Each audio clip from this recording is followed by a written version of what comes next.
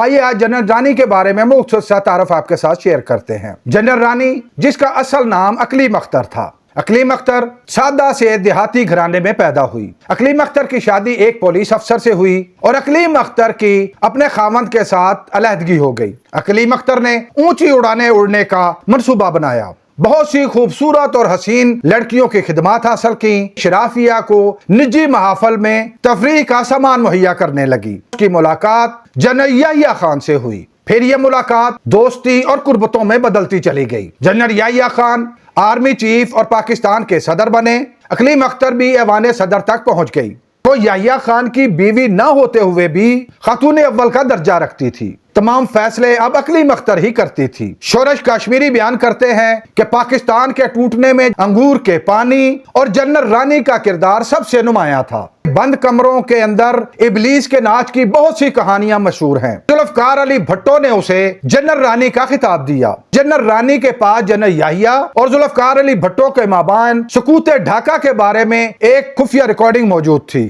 ذوالفقار علی بھٹو پاکستان کے وزیر اعظم بنے۔ جنرل رانی کے لیے انتہائی تکلیف دہ دور کا آغاز ہوا۔ کیسز بنے، جیل کاٹی۔ پاکستان کی اس طاقتور ترین خاتون کی کینسر کی وجہ سے موت واقع ہو گئی۔ مکمل معلوماتی ویڈیو کا لنک نیچے ڈسکرپشن میں دیا گیا ہے۔